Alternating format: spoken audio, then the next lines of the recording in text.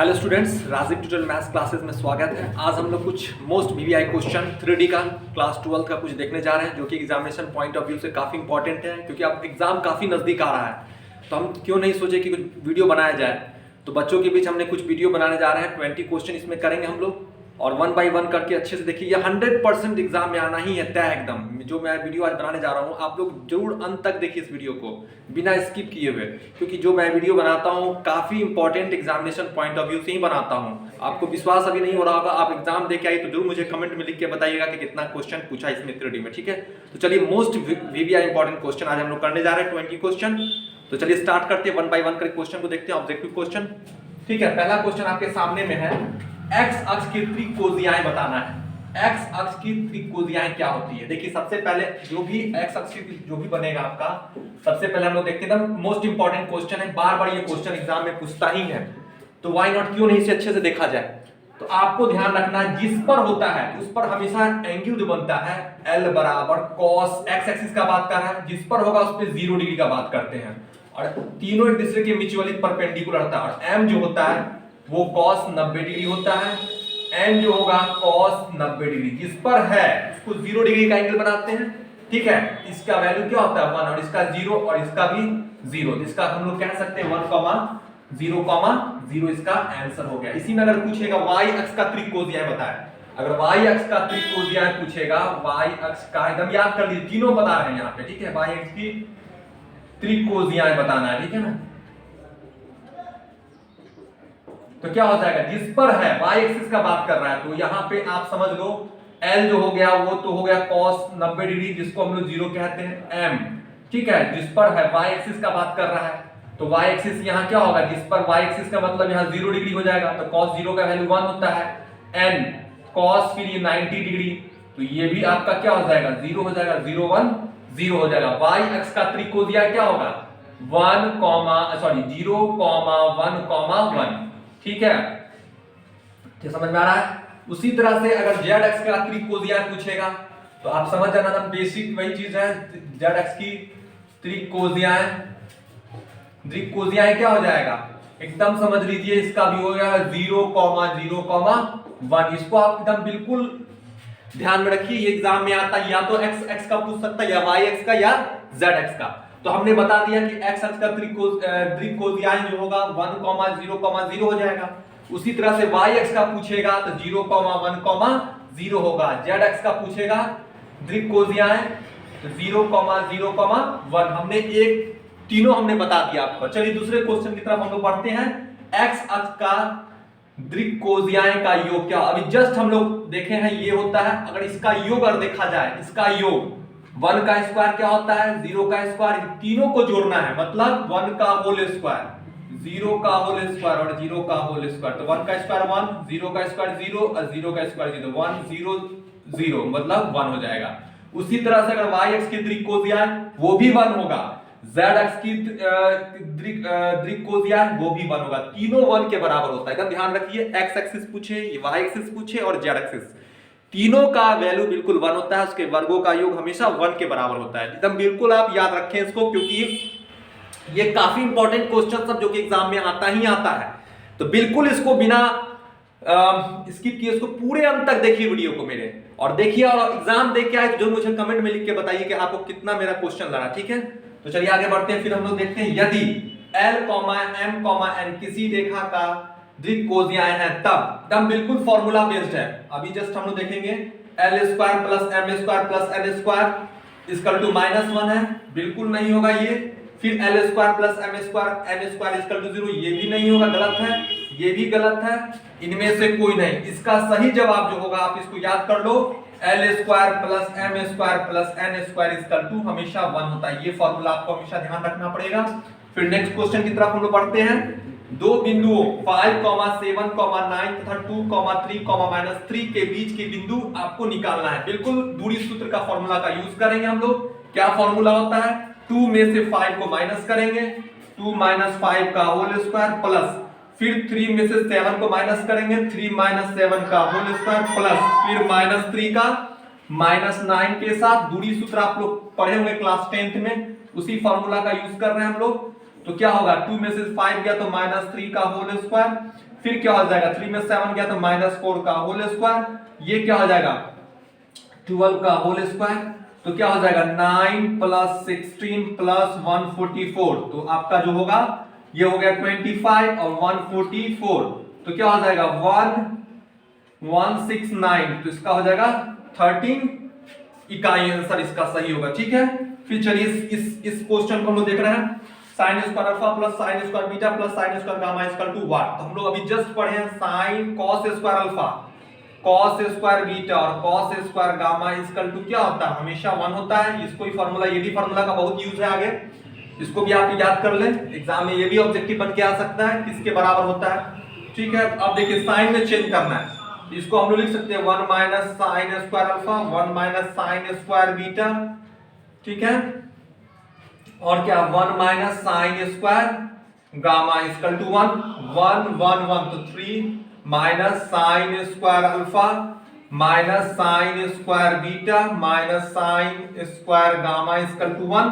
इस 1 को इधर ले जाइए और बाकी सब साइन को इधर ले जाइए, तो sin square alpha sin square beta और sin स्क्वायर गामा ये किसके बराबर होगा 2 के बराबर, तो इसका सही रिजल्ट क्या होगा 2 होगा। चलिए ठीक है, फिर आप लोग इसको देख लिखिए आराम से, फिर नेक्स्ट देखते हैं हम लोग।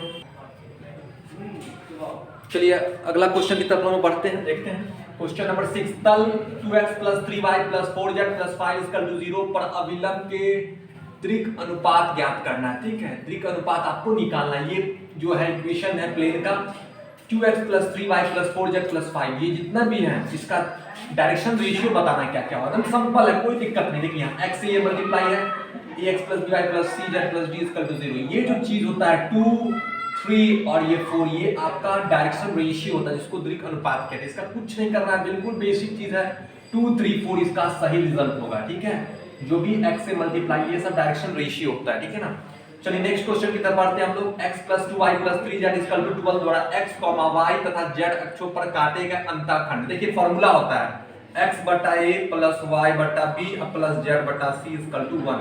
ये x एक्सिस पे होता है अंतःखंड होता है, ये y एक्सिस पे और ये z एक्सिस पे। तो इसी ये जो फॉर्म है इसको इस फॉर्म में बनाना पड़ेगा। तो क्या करेंगे जरा देखिए आप, सबसे पहले क्या करेंगे हम लोग इस पे, तो x + 2y + 3z = 12 है, इसको 1 बनाना है। इस साइड 1 बनाने के लिए क्या करेंगे 12 से दोनों साइड क्या करेंगे हम लोग भाग देंगे। ठीक है, 12 से भाग दीजिए और इधर भी 12 से भाग दिए, तो ये बन के 1 हो गया। फिर इसको 3 पार्ट में ब्रेक करते हैं, x बटा 12 2y/12 और 3z/12, ये से तो कैंसिल हो गया और ये से भी ये कैंसिल = 1 हो गया। अब यहाँ पे हम लोग आते हैं, x बटा 12 y बटा 6 और z बटा 4 = 1, तो इसका a बराबर क्या होगा 12, b बराबर 6 और c बराबर 4, यही चीज होगा। यही ना x एक्सिस, ये x एक्सिस को ये y x को अंतःखंड करते ये z एक्सिस, 12 6 4 इसका सही जवाब होगा, तो ये इसका सही जवाब होगा। ठीक है, नेक्स्ट क्वेश्चन की तरफ बढ़ते हैं। बिंदु 2, 3, 4 से तल इतना की दूरी बताना है। कुछ नहीं, जैसे मान लो ये प्लेन है, ठीक है, ये प्लेन दिया हुआ है और इस पर जो हम लोग लंब डाल रहे हैं इसकी दूरी बताना है आपको d। ठीक है, इसके लंब डाला जाए d निकालना है, d बराबर क्या होता है ax + by + cz + d। ठीक है, और रूट अंडर होता है √a² + b² + c²। ठीक है, आप समझ लीजिए बात। तो अब सवाल रहे ये जो हम डाल रहे हैं इस पर ax1 by1 c1 z1, मान लो ये पॉइंट p है x1, y1, z1, यही x एक्सिस की जगह डाला, ये y एक्सिस की जगह डाला, ये z एक्सिस के। तो अब इस पे देखिए, सबसे पहले इस क्वेश्चन को देखिए, 3x है -6y है, तो ये x को क्या रखेगा 2 रखेगा, y की जगह पे यहाँ 3 रखेगा और z की जगह पे यहाँ पे क्या रखेगा, ठीक है ना 4 रखेगा। तो d बराबर मॉड लगा दिए 3 × 2 -6 y के जगह पे 3, ठीक है, फिर क्या होगा 2 z के जगह पे 4, फिर +11 रूट अंडर क्या हो जाएगा 3 का होल स्क्वायर -6 का होल स्क्वायर और 2 का होल स्क्वायर। ठीक है ना, यही चीज होगा। तो आप देख लीजिए 3 3 दूना 6 6 3 का 18 4 दूनी 8 +11 बटा रूट अंडर क्या हो जाएगा 9 + 36 + 4। अब देखिए 18 8 6 14 14 तो 14 में हो गया 25, अब 25 में से 18 गया कितना होगा, 25 में से 18 गया तो हो गया आपका 7 बटा ये कितना हो जाएगा, ये हो जाएगा आपका, ये हो जाएगा 40 49 7, तो कट के हो जाएगा इसका 1 हो जाएगा, इसका 1 का ही सही जवाब होगा। फिर नेक्स्ट में हम लोग आते हैं, नेक्स्ट को देखते हैं हम लोग, नीचे वाले क्वेश्चन को देखते हैं हम लोग।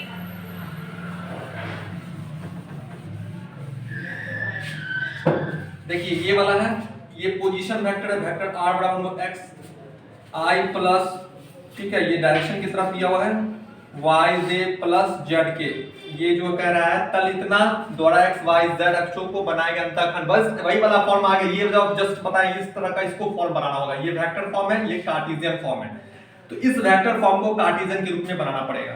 तो हमने मान लिया वेक्टर r बराबर ये, तो x i plus Y J plus Z के, ठीक है, और यहाँ डॉट लगा दीजिए 4i minus 5j minus 2k is equal to 14 हो गया। अब इसको इसे डॉट लगाना है, i डॉट i तो 1 होता है, तो 4x minus 5y minus 2z is equal to 14 हो गया। अब क्या करेंगे, 14 से दोनों साइड डिवाइड कर देते हैं, ठीक है, इधर भी 14 से तो और इधर भी 14 से डिवाइड करेंगे क्योंकि इधर 1 लाना है हमको, ठीक है। अब आते हैं इधर, इसको 3 पार्ट में ब्रेक कर दीजिए, 14 minus 5y by 14 minus 2z by 14 और इसकल टू 1, तो ये क्या हो गया 8, ये क्या हो गया, सॉरी ये हो गया 10, ये 10 ये 8 और ये हो गया 20, x बटा 10 प्लस y माइनस 8 z और माइनस 20 इसकल टू 1। तो आप बताइए a बराबर 10, b बराबर माइनस 8 और c बराबर माइनस 20, यही होगा अंतःखंड रूप x y z का।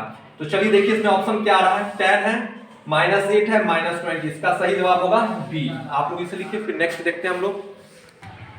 चलिए क्वेश्चन नंबर 10 देखते हैं। बिंदुओं 2, 3, 4 तथा 1, 2, 4 से खींची जाने वाली सरल रेखा की त्रिकोणीय आपको निकालना है। तो सबसे पहले इसका डायरेक्शन रेशियो पता करना पड़ेगा, दो बिंदु से होकर गुजर रही है, तो आपको पता होना चाहिए जब भी दो बिंदु से होकर गुजरती है, जैसे मान लेते हैं ये 2, 3, 4 और ये आपका 1, 2, 4 है, तो इसका जो a होता है इसमें से इसको माइनस कीजिए, 1 में से 2 गया तो -1, ठीक है, डायरेक्शन रेशियो इसी तरह से निकलता है, b बराबर 2 में से 3 गया तो क्या होगा -1 और c में 4 में से 4 गया तो क्या होगा 0। तो ये abc क्या है, डायरेक्शन रेशियो है। अब इसका डायरेक्शन कोसाइन निकालना है, तो कैसे निकालेंगे, तो -1 0 इसका रेशियो है, इसका डायरेक्शन कोसाइन -1 रूट अंडर -1 का होल स्क्वायर -1 का होल स्क्वायर प्लस 0 का होल स्क्वायर, फिर -1 सेम चीज ये लिखेंगे, -1 का होल स्क्वायर -1 का होल स्क्वायर 0 का होल स्क्वायर, फिर कॉमा 0 बट्टा रूट अंडर वही सेम चीज -1 का होल स्क्वायर -1 का होल स्क्वायर 0 का होल स्क्वायर। अब देखिए सबका सेम ही रहेगा नीचे वाला पोर्शन, बस खाली ऊपर डिफरेंट होता है। देखिए -1 है तो -1 हो गया, 1 1 1 2 तो √2 हो जाएगा, इसमें क्या -1 1 बाई √2 आइए तो 0 हो जाएगा, तो इसका सही जवाब होगा -1 बाई √2 कॉमा -1 बाई √2 कॉमा 0। देखिए इसमें क्या ही है नजर आ रहा है। देखिए इसमें एक्चुअली हम ये भी बात कर सकते हैं, माइनस माइनस है, हम उल्टा भी कर सकते हैं, इसमें से इसको घटा सकते हैं, इसमें कोई दिक्कत नहीं है, ठीक है ना, ऐसे भी आप कर सकते हो, कोई प्रॉब्लम नहीं। इसका सही जवाब होगा आपका डी होगा, ठीक है। आप माइनस भी ले सकते हो, प्लस भी ले सकते हो, कोई दिक्कत नहीं, दोनों ऑप्शन ये, आप इसमें से भी इसको घटा सकते हो, इसमें से भी इसको घटा सकते हो, इसमें से भी, तो यहाँ पॉजिटिव हो जाएगा अगर हम इसमें उल्टा करके बनाते हैं तो, ठीक है। इसलिए कोई कंफ्यूजन होने की जरूरत नहीं है। हमने क्या किया, सेकंड में x2 में से x1 घटा दिया, ठीक है, इसमें से x1 में से x2 भी ऐसे भी घटा सकते, कोई प्रॉब्लम नहीं है। आप इसका उल्टा करके भी ऐसे भी आप कर सकते हो, 2 1 भी कर सकते हो, 3 2 भी कर सकते हो, 4 में से 4 तो सेम ही हो जाएगा, तो 1 बटा ऐसे भी बना सकते हो, इसलिए इसका आंसर ये बी आंसर सही है। चलिए अब अगला देखते हैं, 3x 2y 4z बराबर 7 और मूल बिंदु से कह रहा दूरी बताना है। तो एकदम समझने वाली बात है, मूल बिंदु का मतलब 0, 0, 0, तीनों क्या होगा 0। आप इसका पिक्चर ऐसे बना सकते हो, सपोज दैट मान लेते हैं ये मूल बिंदु से, ठीक है ना, ये डी हो गया, इसको मान लेते हैं 0, 0, 0, किस पे दे रहा है, इस प्लेन पर है, 3x 2y 4z और -7 इक्वल टू 0। तो d बराबर कैसे निकालेंगे, ये जो 0 कहां ब्रेक होगा, x पे 3 × 0 2 × 0 प्लस 4 × 0 -7 बट्टा रूट अंडर 3 का होल स्क्वायर -2 का होल स्क्वायर और 4 का होल स्क्वायर। देखिए ये भी 0 ये भी 0 ये भी 0 -7, ठीक है, 0 -0 -7 बट्टा रूट अंडर क्या होगा 16 9 4 और ये 16 हो गया, तो ये मॉड से बाहर निकल के 7 हो जाएगा, ठीक है। 16 9 25 4 29, तो क्या होगा 7 बट्टा रूट 29 हो गया। इसका सही जवाब होगा ए होगा, ठीक है। चलिए नेक्स्ट क्वेश्चन की तरफ हम बढ़ते हैं।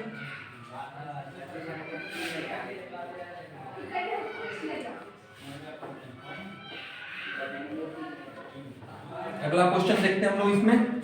ये क्या है, ये कार्टेशियन फॉर्म में, प्लेन का ही कार्टेशियन फॉर्म में एंगल बताना है।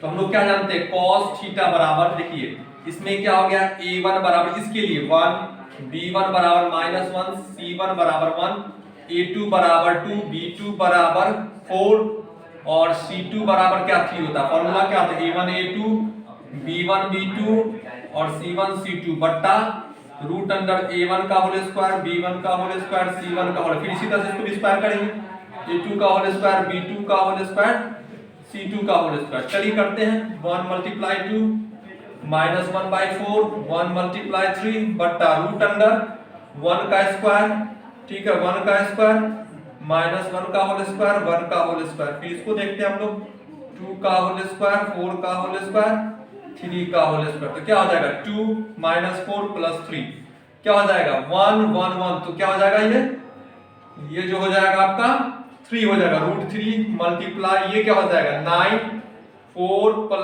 16, ठीक है ना 16 + 9, तो 3 दूनी 6 3 दू 5 और 5 में से 4 गया 1 बट्टा इसका कितना होगा √3 और ये कितना हो जाएगा 29, ठीक है। अब देखिए अब सबसे पहले क्या है cos थीटा जो दे दिया आपका कितना 1 बट्टा √3 और √29 है, ठीक है। इसको कैसे बनाएंगे एक बार फिर से चेक कर लेते हैं। 9 हो गया 16 हो गया 4 हो गया 16 9 25 4 29 हो गया और ये क्या 3 2 5 हो गया, ठीक है। और ऑप्शन देखना है तो उसमें ऑप्शन कौन सा आएगा, तो हमको लगता है ये इसको क्या कहेंगे हम लोग 87, ठीक है। तो इसको cos थीटा बराबर ये, इसलिए थीटा बराबर क्या हो जाएगा cos इनवर्स 1 बटा रूट अंडर 87, इसका सही आंसर बी इसका सही आंसर है, ठीक है। लिखिए फिर आगे देखते हैं हम लोग क्वेश्चन। चलिए क्वेश्चन नंबर 13 देखते हैं हम लोग। 3 - 2 8 का दृक अनुपात वाले रेखा का दृक कोसाइन, दृक अनुपात इसका दृक कोसाइन बताना, मतलब डायरेक्शन कोसाइन, डायरेक्शन रेशियो से डायरेक्शन कोसाइन बताना है। देखिए बहुत ही आसान क्वेश्चन है। सबसे पहले देखिए इसका स्क्वायर कर दीजिए, सबसे पहले देख लीजिए 3 का स्क्वायर -2 का होल स्क्वायर और 8 का स्क्वायर क्या होगा 9 + 4 + 64 क्या हो जाएगा 68 और 68 में अगर 9 आप ऐड कर रहे हो तो 77 होगा, ठीक है। तो आप कैसे लिखोगे इसका डायरेक्शन कोसाइन 3 है 3 बटा रूट अंडर 7 -2 बटा रूट अंडर 77 और 8 बटा रूट अंडर 77, यही इसका सही जवाब हो। देखिए किसी में ऑप्शन नजर आ रहा है तो ये वाला सी आपका सही ऑप्शन होगा, ठीक है। अगला नेक्स्ट क्वेश्चन की तरफ बढ़ते हैं। यदि किसी रेखा का दृक कोसाइन -1/√14, x 3/√14 है तो x का मान निकालना। ऑप्शन आपके सामने चारों ऑप्शन दिया हुआ है। तो हम लोग जानते हैं क्या फॉर्मूला l² + m² + n² = 1 होता है। इसका स्क्वायर मतलब 1 -1 का होल 1 हो गया, ये 14 हो गया प्लस x² हो गया 9/14 हो गया = 1। तो 9 में 1 ऐड करेंगे 14 10 हो जाएगा, 9 में 1 ऐड करेंगे 10/14 प्लस x² = 1, x² = 1 - 10/14 हो गया। तो 14 इसका एलसीएम हो गया, 14 में से 10 गया तो 4/14 हो गया। तो x बराबर क्या होगा 2 बटा रूट अंडर 14 हो गया, प्लस माइनस दोनों होगा, मगर हमको यहाँ देखना है प्लस के लिए, इसलिए इसका प्लस वाले आंसर होंगे, बी आंसर होंगे, ठीक है। नेक्स्ट में आते हैं तल 7x + 8y - 9z = 7 प्राविलंब के दृक अनुपात क्या होगा। ये सब जितने भी हैं 7 8 - 9 ये सब डायरेक्शन रेशियो है, तो इसका आंसर ये होगा, बी आंसर होगा, ठीक है। नेक्स्ट क्वेश्चन के बाद 16 क्वेश्चन की तरफ बढ़ते हैं हम लोग। तल इसके समानांतर बताना है। तो देखिए समानांतर का क्या होता है हम बता देते हैं। एक फार्मूला होता है जैसे a1x + by - z = d1, a2x + b2y + c2z = d2, ठीक है। तो इसमें कैसे होता है अगर इन दोनों समानांतर कब होगा जब a1 बटा a2 b1 बटा b2 और c1 बटा c2, तभी ये समानांतर दोनों एक दूसरे के प्लेन समानांतर होता है। देखिए 2/7, ठीक है 2/7 हो गया, ये 7 बटा ये तो होगा ही नहीं ऑप्शन, बराबर नहीं हो रहा, इसको चेक कीजिए 2/7, ये भी ऑप्शन नहीं होगा, इसको चेक कीजिए 2/2, 7/7 और ये 9/9, ये इसका सही जवाब होगा, सब सेम आ रहा है। ठीक है, नेक्स्ट क्वेश्चन में क्या कर रहा है, लंब कह रहा था। लंब कब होता है, A1 into A2 B1 into B2 plus C1 into C2 इसका तो क्या आना चाहिए, 0 आना चाहिए, तभी ये एक दूसरे पे लंब है, ये प्लेन। ठीक है, तो चलिए देखते हैं, यहाँ 1 into 1 1 हो गया, इंटू इस 1 को 1 से तो 1 -5 और -11, ये तो होगा ही नहीं ऑप्शन। ठीक है, इसमें आइए 1 -10, ठीक है, और -11, देखिए ये क्या हो गया, ये भी आपका आंसर नहीं होगा। इसको देखिए, इसमें क्या हो गया 3, 1 को 3 से मल्टीप्लाई 3, 5 को तो +5 और यहाँ 11 और यहाँ 1, देख लीजिए सबसे पहले x हुआ 3 हो गया, समझ लीजिए बात को, फिर से 3 को 1 से मल्टीप्लाई किए 3 हो गया, फिर 5 तो +5 हो गया। ठीक है, और यहाँ z है -11 और यहाँ 1 तो -11, ये तो 8 हो गया, ये भी नहीं होगा आपका ऑप्शन। इसको फिर से हम चेक कर रहे हैं, ये 1 हो गया, यहाँ -10 हो गया और माइनस ये क्या होगा 11 हो जाएगा। तो अब देख लीजिए यहाँ -10 ये भी नहीं हुआ, फिर ये हो गया, इसका आंसर क्या होगा डी, इसमें से कोई भी ऑप्शन नहीं है, इसलिए इसका आंसर डी हो जाएगा। ठीक है, फिर नेक्स्ट की तरफ हम बढ़ते हैं, क्वेश्चन नंबर 18 की तरफ बढ़ेंगे। चलिए क्वेश्चन नंबर 18 की तरफ बढ़ते हैं। यदि a, b, c तथा a', b', c' दो लंब रेखाओं की द्विकोणीय हैं, तब ये जो द्विकोणीय कब होगा, ये दोनों द्विकोणीय दिया लंब होना चाहिए। द्विकोणीय का लंब कैसे होता है, फॉर्मूला एक होता है a1 और dot a' plus b dot plus c into c dash equal to 0 होता है। ये आप बिल्कुल याद रखें। ठीक है, ये ऑप्शन देख के आपको समझना है, ये लंब जब भी होगा दोनों को मल्टीप्लाई करने के बाद 0 आना चाहिए, तभी होगा। ठीक है, चलिए नेक्स्ट क्वेश्चन की तरफ बढ़ते हैं। यहाँ क्या कह रहा है, यदि रेखा और एक प्लेन दोनों एक दूसरे के समानांतर कब होता है, ये कार्टेशियन फॉर्म में है और ये भी कार्टेशियन फॉर्म में है, तो आप इसमें उल्टा चलेंगे। इसमें कैसे चलेंगे देख लीजिए, सबसे पहले ये 4 है, यहाँ a है, यहाँ 5 है, यहाँ b है, यहाँ 7, यहाँ c है।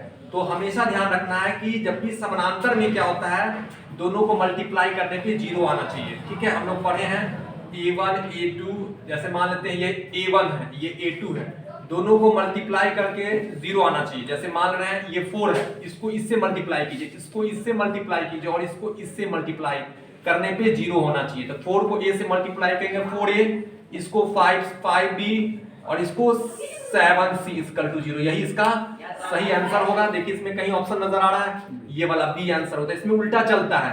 ठीक है, जैसे प्लेन में दो प्लेन के बीच का एंगल निकालते हैं, अगर वो परपेंडिकुलर होता है तो ये परपेंडिकुलर कंडीशन में आता है, मगर यहाँ उल्टा चलता है। अगर एक लाइन हो और एक प्लेन हो तो समानांतर में ये परपेंडिकुलर का रूल अप्लाई करता है और समानांतर वाला ये परपेंडिकुलर का अप्लाई करता है। ठीक है, ये ध्यान रखना है।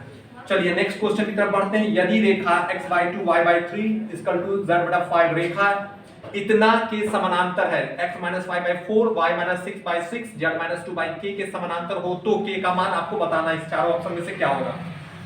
तो दोनों प्लेन है, तो हम लोग ये दोनों कार्टेशियन फॉर्म में है। ये a1 हो गया, a1 = 2, b1 = 3, c1 = 5। यहाँ क्या हो जाएगा, a2 = 4, b2 = 6, c2 = k। दोनों को मल्टीप्लाई करने पे क्या आना चाहिए, समानांतर के लिए कंडीशन क्या होता है, a1 बट्टा a2 बराबर b1 बट्टा b2 बराबर c1 बट्टा c2 होता है। तो 2/4, 3/6 और 5/k। ठीक है, तो ये भी 1/2, ये भी 1/2। ठीक है, तो मेरे कहने का सेंस 5/k = 1/2, इसलिए k बराबर क्या हो जाएगा, इसको इधर मल्टीप्लाई कर देंगे तो k बराबर 10। इसका सही आंसर क्या होगा, सी होगा। ठीक है, तो चलिए हम अपने वीडियो को यहीं समाप्त करते हैं। मेरा वीडियो कैसा लगा आप लोग जरूर कमेंट में लिख के बताइए और मन लगा के पढ़िए, क्योंकि एग्जाम आपका काफी नजदीक आ चुका है, अब ज़्यादा कुछ नहीं कर सकते हैं। और जो मैं आज वीडियो बनाया हूँ आप लोग अंत तक जरूर देखिए, क्योंकि ये जो एग्जाम में 100% एग्जाम में आता ही आता है।